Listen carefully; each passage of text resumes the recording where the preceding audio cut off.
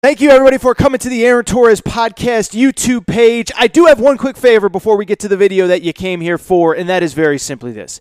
You see that little red subscribe button below this video? Go ahead, smash that subscribe button.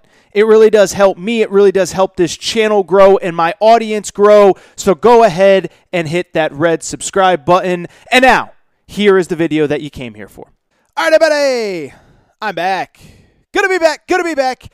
And if you listen to the first segment, you can tell I'm pretty fired up about college football playoff expansion. Not saying it won't happen. Not saying that I'll stop watching college football if it does happen when it inevitably does happen. I just don't believe that what people think it will solve will actually be solved. And so with that, what I wanted to do was rather than do another 6-7 minutes on this particular topic, I want to take a quick break and I want to come back because I do think that all of the problems that everybody says college football has that will be solved with the college football playoff expansion, I actually think are in the process of being solved right now. I think there's something going on behind the scenes of college football that not a lot of people are talking about that is going to have a much bigger impact on the overall product of college football than simply expanding for the sake of expanding the college football playoff. What is going on? It is that there are a ton of schools across the country and administrations across the country that over the last year or two, maybe 3, have basically decided enough is enough. We're tired of watching Alabama win everything. We're tired of watching Ohio State win everything. We're tired of Clemson winning everything, Oklahoma winning everything, whatever. And we are finally ready to step up to the plate and do what it takes financially to compete with them. And I'm not talking about weird, shady, back office NIL deals.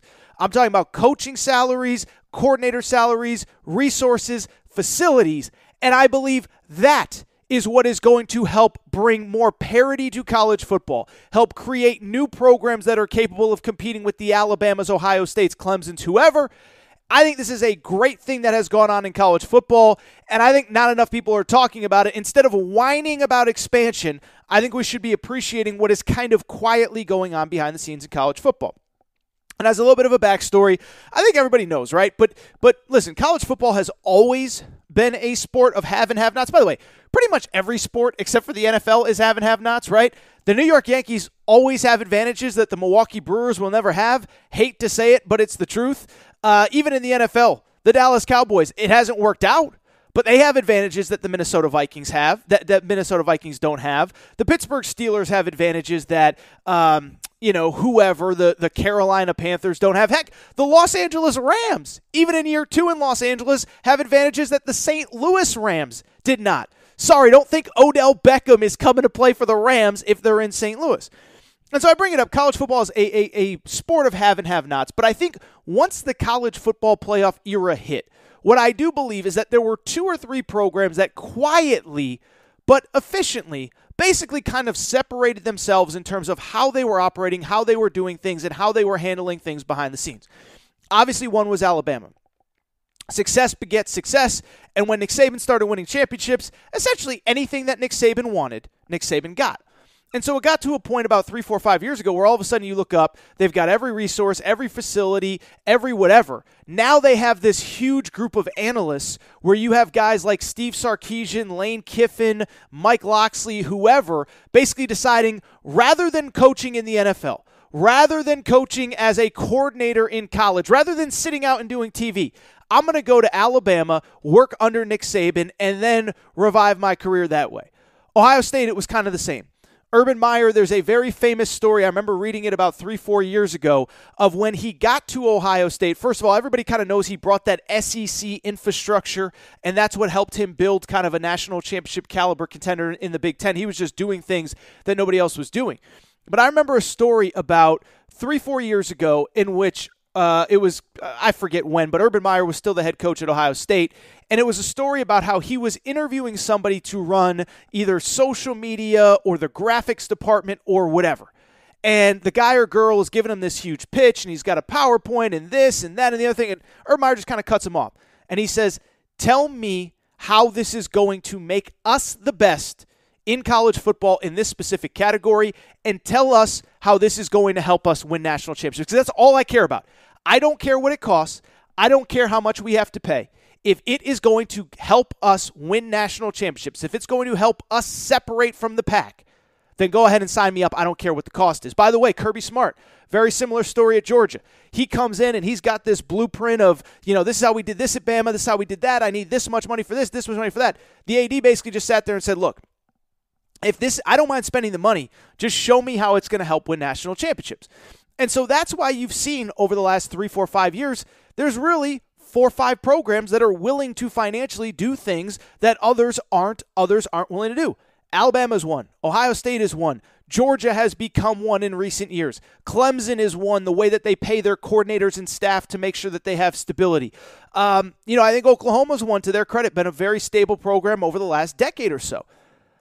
And what we've seen is there are a lot of programs that think that they're willing to compete at the highest level, but they're not. And so why I talk about this on this specific day when we're talking about the college football playoff is because I think that everybody thinks, college, if we just expand the playoff, it's going to solve everything. No, it's not. But what is quietly happening behind the scenes at schools like USC, like Miami, like Texas A&M, I think that is what is going to allow us to have more parity. I think that is what is going to allow us to ultimately get to a point where it's more than 2 or 3 teams that can win a title in any given year. Let me give you a quick example. I've lived in Los Angeles since 2012. I currently live in Los Angeles for people who do not know.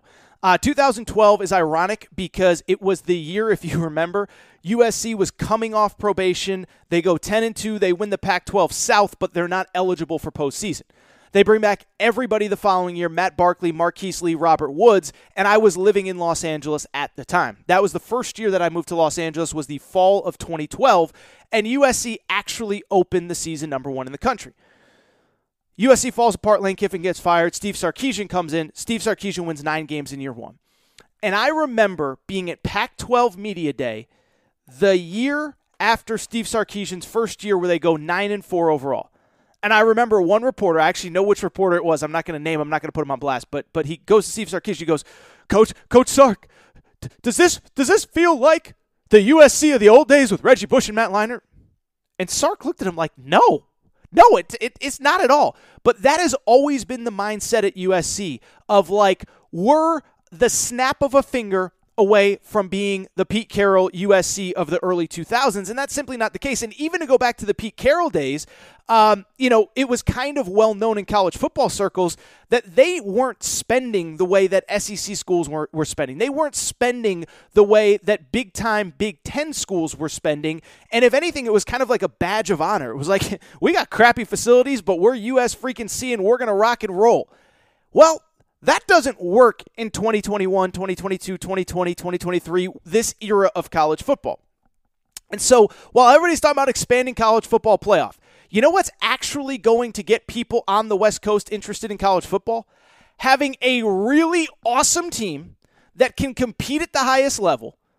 And I think USC is finally ready to do that. USC went out this offseason and basically said, look, we don't care what it takes. If we can get Lincoln freaking Riley, we'll pay him $9 million, $10 million, $11 million, whatever his salary is. We don't know because it is a contract that is, USC is a private school. They don't have to divulge numbers. But USC was basically like, look, we're tired of paying a C-plus coach C-plus money, or a C-plus coach B money, or a B-minus coach B money. Let's go pay an A-plus coach A money. And so it cracks me up because everyone thinks, if we just expand the playoff, the people on the West Coast, they need a reason to watch the college football playoff. You think they're going to watch the college football playoff to see a 9-3 Oregon team that has no shot of winning the national championship? No. What's going to get people interested is to see a USC team operating the way that USC can at the highest level, and I think they're finally taking steps towards doing that. I don't think they're there yet. I think having Caleb Williams is a great story, but I still think there are 2 or 3 recruiting classes along the offensive and defensive lines from being able to go and compete with Alabama, Ohio State, whoever, if they're ever able to at all, and we'll see if Lincoln Riley can. But they're finally making the financial commitment. That, to me, is so much more important than expanding the playoff for the sake of expanding the playoff. By the way, you know where else it's the same? The University of Miami. It's all about the U. What do we always hear? It's a Kane thing you wouldn't understand.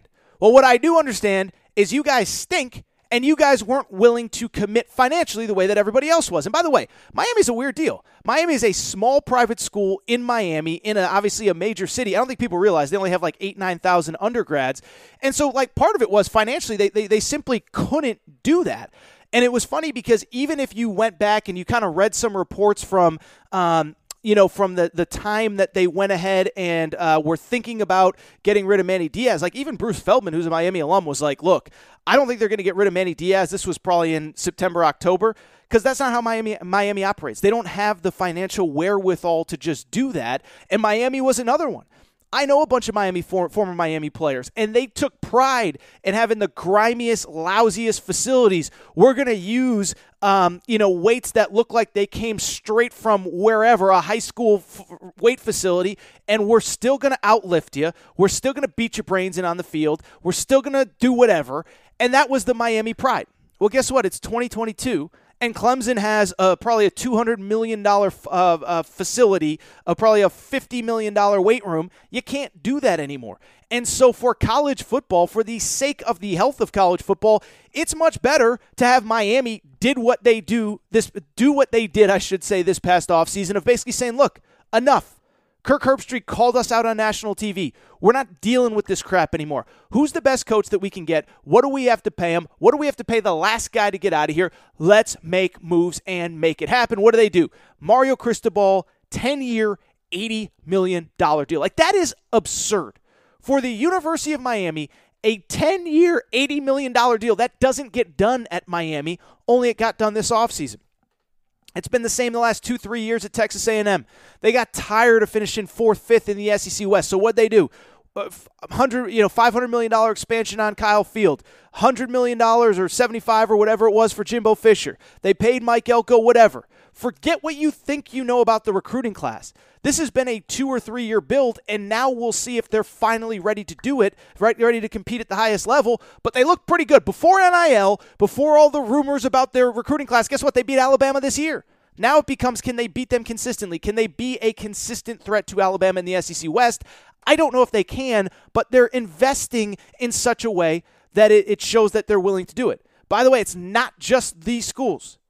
Michigan State basically said, whatever you need, Mel Tucker, $9.5 million, that's cool. Increased salary pool, that's cool. No problem. Let's get it done. Penn State gave James Franklin, who just went 7-6 last year, a massive extension as well.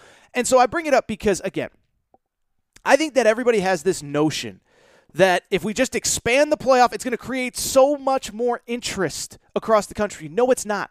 You know what's going to create interest? Having schools outside of those 2, 3, 4 schools that have been in the mix every single year. Alabama, Ohio State. Who else? Oklahoma, Clemson, essentially, are the 4.